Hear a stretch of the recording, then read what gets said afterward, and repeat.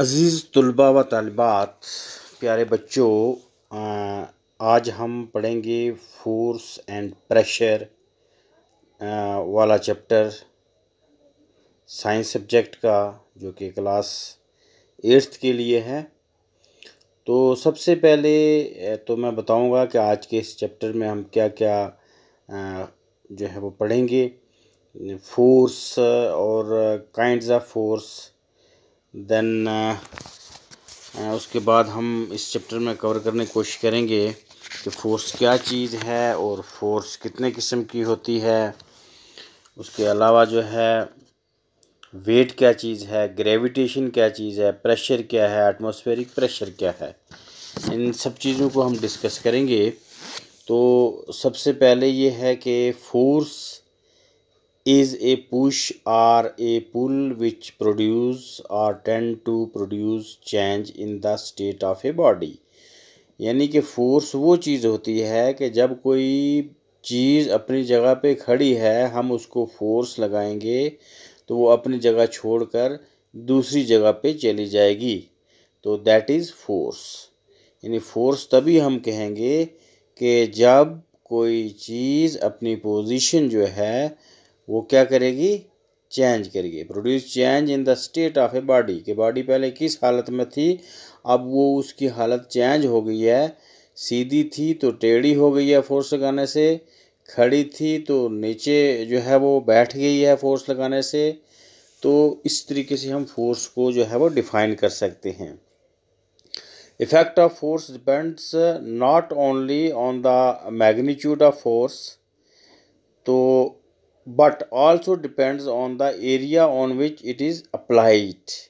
तो इफ़ेक्ट जो फोर्स का है वो डिपेंड नहीं करता है कि सिर्फ किस डायरेक्शन में जो है वो फोर्स हम लगा रहे हैं, मैग्नीट्यूड पर डिपेंड नहीं करता है, बल्कि इस पे डिपेंड करता है कि वो कितने एरिया पे फोर्स जो है वो अप्लाई की गई है। Force can change the speed. Force की वजह से किसी चलती हुई चीज़ की स्पीड जो है वो चेंज हो सकती है। The direction of motion, motion की डायरेक्शन जो है फोर्स लगाने से हम चेंज कर सकते हैं। And the shape of an object. तो फोर्स क्या कर सकती है बच्चों, फोर्स जो है स्पीड को चेंज कर सकती है। कोई चीज़ तेज़ी से भाग रही है, हम उसको फोर्स लगा के उसकी स्पीड को कम कर सकते हैं। इसी तरीके से कोई चीज़ जो है वो जिस एक तरफ जो है वो भाग रही है, एक तरफ जा रही है, बह रही है, तो हम फोर्स लगा के उसकी वो बहने वाली जिस तरफ वो फोर्स जो चीज़ चल रही थी या बह रही थी, तो उस चीज़ को हम उसकी डायरेक्शन जो है वो चेंज कर सकते हैं। यानी फ़ैन अगर क्लॉकवाइज चल रहा है तो हम उसको फोर्स लगाकर एंटी क्लॉकवाइज कर सकते हैं। किस वजह से एंटी क्लॉक हो जाएगा, वो फोर्स लगाने के बाद। और फोर्स से ये होता है कि जब हम किसी चीज़ पर, जैसे प्लास्टिक की हम बाल्टी लेते हैं या कोई जग लेते हैं, उस पर जब हम फोर्स लगाएंगे तो उसकी शेप जो है वो चेंज हो जाएगी। ये आप घर में भी प्रैक्टिस करके देख सकते हैं। There are various types of forces such as muscular, magnetic, electrostatic, gravitational and frictional. Forces जो हैं कई किस्म की होती हैं। मस्कुलर फोर्स है, मैग्नेटिक फोर्स है, इलेक्ट्रोस्टैटिक फोर्स है, ग्रेविटेशनल फोर्स है एंड फ्रिक्शनल फोर्स है। तो इसको हम एक एक करके आगे दोबारा हम डिफाइन करेंगे, इनको एक्सप्लेन करेंगे। लेकिन फ़िलहाल आपने याद रखना है कि फ़ोर्स कई किस्म की होती है, जैसे मस्कुलर जो हम अपनी बॉडी के मसल से फोर्स लगाते हैं, मैग्नेटिक जो मकनातीसी फोर्स होती है, इलेक्ट्रोस्टैटिक जो बिजली की फोर्स होती है, ग्रेविटेशनल वो फोर्स जो ज़मीन अपनी तरफ हर एक चीज़ को खींचती है, दैट इज़ ग्रेविटेशन फोर्स। यानी ज़मीन की क़ुव्वत कशिश को हम ग्रेविटेशनल फोर्स कहते हैं। एंड फ्रिक्शनल फोर्स, वो फोर्स जो दो चीज़ों की रगड़ से पैदा हो, वो उसको हम फ्रिक्शनल फोर्स कहते हैं। Force acting per unit area is called pressure. तो प्रेशर जो है क्या चीज़ होती है कि किसी यूनिट एरिया पे जितनी फोर्स एक्ट कर रही होती है, फोर्स लगती है, उसी को हम प्रेशर कहते हैं। Liquids and gases apply pressure on the surface of the container. Liquids चीज़ें और गैसेस जो हैं ये प्रेशर अप्लाई करती हैं किसी सरफेस पर, जिस सरफेस में वो रखे जाते हैं। जैसे अगर बाल्टी में हम पानी भर कर रखते हैं तो बाल्टी के अंदर उस लिक्विड का पानी का जो है वो प्रेशर रहेगा। इसी तरीके से सिलेंडर के अंदर अगर गैस है तो उसके अंदर उसका प्रेशर भी रहेगा। तो liquids and gases apply pressure on the surface of the container. Atmosphere also exerts pressure called atmospheric pressure. तो एटमॉस्फेयर जो हमारे पास फ़िज़ा है, कुर्रे फ़िज़ा जो खाली एरिया है आसमान और ज़मीन के बीच में, इसको हम एटमॉस्फेयर कहते हैं। और एटमॉस्फेयर भी प्रेशर एग्जर्ट करता है जिसको हम कहते हैं atmospheric pressure. The pressure exerted by the liquid at A given depth is called in all directions. The pressure exerted by liquids, जो लिक्विड प्रेशर एग्जर्ट करता है, सपोज बाल्टी के अंदर पानी हमने रखा हुआ है या किसी ड्रम के अंदर हमने पानी रखा हुआ है, वो चारों तरफ प्रेशर एग्जर्ट करेगा, चारों तरफ उसकी डायरेक्शन जो है प्रेशर की रहेगी। चाहे बाल्टी को आप किसी तरफ से खरीद कर देखोगे या उसकी बाल्टी को चारों तरफ से भरी हुई पानी की बाल्टी को आप खरीद कर देखोगे तो बाल्टी की चारों तरफ से बराबर पानी जो है वो बाहर निकलना शुरू हो जाएगा। उसका मतलब है कि चारों तरफ जो है वो चारों डायरेक्शन में, हर डायरेक्शन में, बल्कि हर डायरेक्शन में हम कहेंगे कि वो प्रेशर बनाता है liquid. Pressure of column of a liquid depends on it's depth. वो कितना गहरा है, लिक्विड कितनी गहराई में है, उस पर वो डिपेंड करता है। More the depth of liquid column, जितना लिक्विड गहरा होगा the more is the pressure, pressure उतना ही ज़्यादा होगा। एक बॉटल में अगर हम पानी लेंगे तो उसको हम दो जगह पर सुराख करके चेक करेंगे। एक तो उसको जो लिड होता है, ढक्कन होता है टॉप में, वहाँ से सुराख कर देखेंगे। एक जो उसके बॉटम के नज़दीक थोड़ा सा ऊपर जो है हम प्रेशर सुराख करके देखेंगे कि किस जगह से प्रेशर से पानी बाहर आ रहा है। तो आपको लगेगा कि जो डेप्थ है नीचे, जो बॉटम है बॉटल का, वहाँ से आपको प्रेशर तेज़ी से होगा एज़ कम्पेयर टू लिड के नज़दीक से। तो जितना डेप्थ में होगा लिक्विड उतना ही उसका प्रेशर ज़्यादा होगा। Gases exert pressure in all direction, liquid की तरह गैसेज भी हर तरफ जो है अपना प्रेशर जो है वो एक्सर्ट्स करती हैं। अब फोर्स को आप समझ ही चुके होंगे कि force it is defined as an external cause which change or tend to change the state of rest और of uniform motion of an object. It is a vector quantity. तो फोर्स को हम इस तरीके से आप डिफाइन कर सकते हैं कि एक्सटर्नल फोर्स होती है, एक्सटर्नल कॉज है किसी चीज़ का, विच चेंज द और tend to change the state of rest और ऑफ यूनिफॉर्म मोशन। कोई चीज़ अगर यूनिफॉर्म मोशन में चल रही है तो फोर्स लगाकर हम उसको स्टॉप करते हैं, तो दैट इज़ फोर्स। कोई चीज़ अगर रेस्ट कर रही है तो उसको हम मोशन में लाते हैं, तो दैट इज़ फोर्स। तो इस तरीके से हम एक, अगर बॉल हमने क्रिकेट बॉल को हमने शॉट लगाई, उसको कोई पकड़ने वाला खिलाड़ी नहीं था, वो एक मकाम पे खुद ब खुद ग्राउंड में जाकर रुक जाता है, तो उसको कौन सी फोर्स जो है वो रोकती है उस बॉल को, दैट इज़ ग्रेविटेशनल फोर्स। तो यहाँ से साबित हुआ कि फोर्स जो है किसी चलती हुई चीज़ को रोकती है या किसी रेस्ट पे चीज़ को वो चलाती है। तो इसी तरीके से एक बॉल जो है पड़ा होता, फुटबॉल है ग्राउंड में पड़ा हुआ, उसको जो हम किक लगाते हैं तो वो जितनी फोर्स से लगाएंगे उतनी देर तक वो मूवमेंट दिखाएगा, वो उतना रोल होता रहेगा ग्राउंड में। तो इस तरीके से फोर्स किसी चीज़ को चलाने में भी हेल्प करती है और किसी चीज़ को रोकने में भी हेल्प करती है। अब यह है कि फोर्स ऑफ फ्रिक्शन क्या है, रिजल्टेंट फोर्स क्या है, ये कुछ इंपॉर्टेंट टर्मिनोलॉजी है जिनको आपने याद रखना है।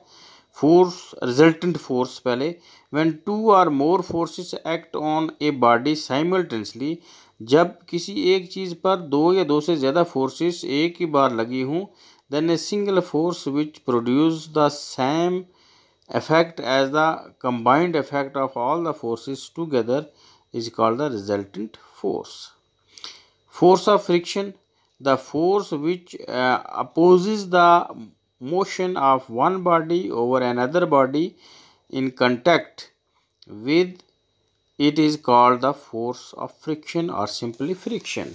तो एक दूसरे के कांटेक्ट में, जैसे गाड़ियाँ रोड के ऊपर चल रही हैं तो गाड़ी के टायर का संपर्क जो है, उसका लिंक जो है सीधा जो है किससे है, रोड से है, तो सड़क से है। तो सड़क पर जो है, सड़क और टायर की फ्रिक्शन में, रगड़ में जो फोर्स लगती है उसको हम कहते हैं फ्रिक्शनल फोर्स। तो फ्रिक्शन जो होती है हमेशा रफ सरफेस पे ज़्यादा होती है as compare to smooth surface. अब ग्रेविटेशन, ग्रेविटेशन यानी कुव्वत कशिश। मैंने पहले आपको बोला कि ज़मीन की कुव्वत कशिश, ज़मीन हर चीज़ को अपनी तरफ से खींचती है, तो इसी को ग्रेविटेशनल फोर्स कहते हैं या इसको ग्रेविटेशन कहते हैं। Gravitation is the attraction between any two bodies particles in the universe. तो कोई भी दो चीज़ें जो ज़मीन और कोई भी चीज़ जो है ऊपर उसके जब उड़ेगी या होगी या चलेगी, उसको जो ज़मीन अपनी तरफ से खींच के रखती है तो उसको कहते हैं ग्रेविटेशन, ग्रेविटेशनल फोर्स। अब एक और चीज़ है कि वेट क्या चीज़ है। Weight of body is the force with which the body is attracted towards the centre of the earth. Weight हम उस चीज़ को कहते हैं कि जिससे कि कोई चीज़, कोई बॉडी जो है ज़मीन के मरकज़ की तरफ जो है जिस फोर्स से खींची जाती है उतना ही उसका वेट हो जाता है। इसीलिए जितना हम ज़मीन को छोड़कर ऊपर जाएंगे तो हमारा वेट जो है वो कम हो जाएगा। कम इसलिए होता है कि वहाँ ग्रेविटेशन फोर्स जो है वो कम हो जाती है। जो जितना ज़मीन के नज़दीक होगा उसकी ग्रेविटेशन फोर्स की वजह से उतना ही उसका ज़्यादा वेट होगा। अब बच्चों प्रेशर की बात करते हैं। Force acting per unit area is called the pressure. पहले भी मैंने बोला था कि एक यूनिट एरिया पर जितनी फोर्स लगेगी उसको हम प्रेशर कहते हैं। एटमॉस्फेरिक प्रेशर भी पहले हमने डिस्कस किया। Force exerted by atmosphere on all the objects lying on the earth is atmospheric pressure.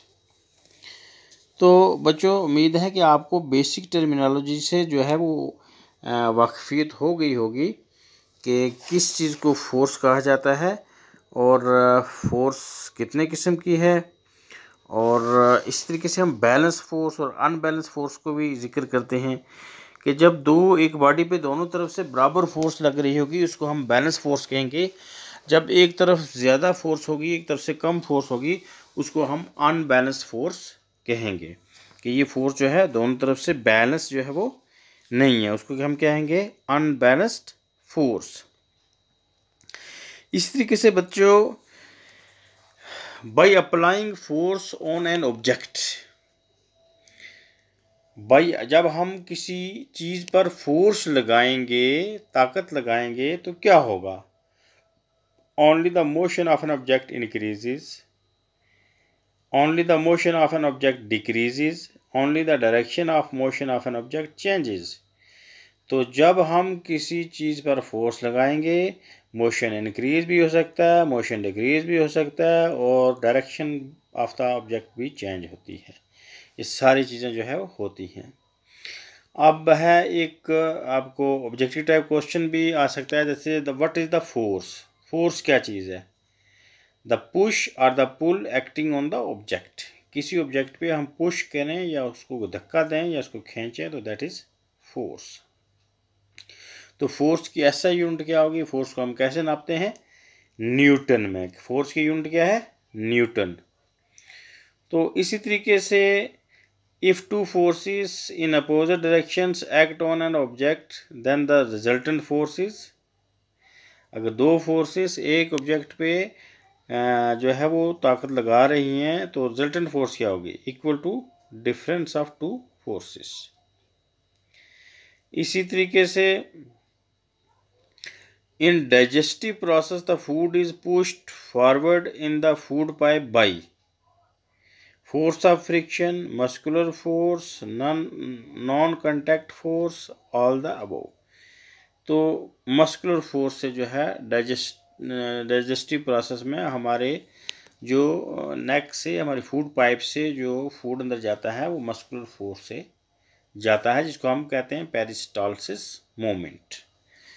तो इसी तरीके से इस चैप्टर से आपको कुछ चीज़ें और याद रखने के काबिल हैं जो वो मैं आपसे डिस्कस कर लेता हूँ कि what is the common in the following action. तो किकिंग, हिटिंग, लिफ्टिंग, पुलिंग। तो इसमें कॉमन क्या चीज़ है? कॉमन क्या चीज़ है? Force is use to change the motion of the object. जब हम किक मारेंगे तो ऑब्जेक्ट की पोजीशन जो है वो चेंज होगी। हिटिंग करेंगे किसी बॉल को बैट के साथ, तब भी जो है उसको क्या है, ऑब्जेक्ट की पोजीशन मोशन जो है वो चेंज होगा। लिफ्टिंग में भी उसका मोशन जो है वो चेंज होगा, पुलिंग में भी उसका मोशन जो है वो चेंज होगा। तो इस तरीके से कुछ अहम ज़रूरी जो क्वेश्चन हैं इस चैप्टर के और भी हैं जो आप याद रखेंगे और याद करेंगे भी, कि जैसे अब आखिर में कुछ क्वेश्चन आपसे पूछना चाहूँगा। What is an electrostatic force? तो an electrostatic force, the force exerted by the charged body is called the electrostatic force।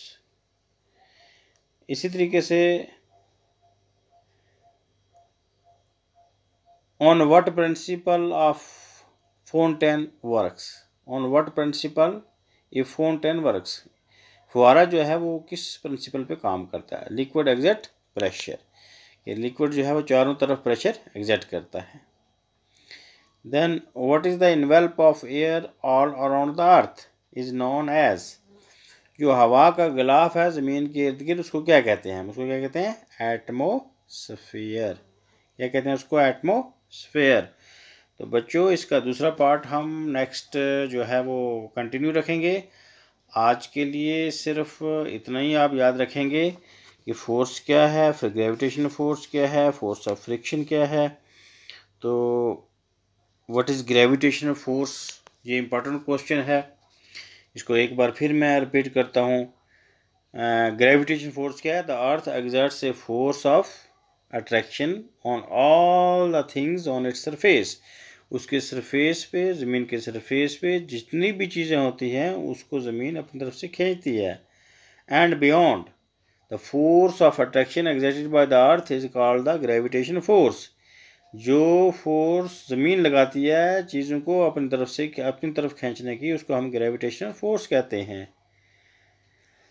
और फोर्स ड्यू टू ग्रेविटी, या हम इसको कहते हैं कि ज़मीन की कुव्वत कशिश की वजह से ये फोर्स जो है वो लगी है। An object dropped from a certain height falls on the earth due to the gravitational force. कोई भी चीज़ जो हाइट से गिरती है वो इसी वजह से गिरती है कि इसके अंदर ग्रेविटेशन फोर्स है ज़मीन के अंदर जो उसको नीचे ही लाई है।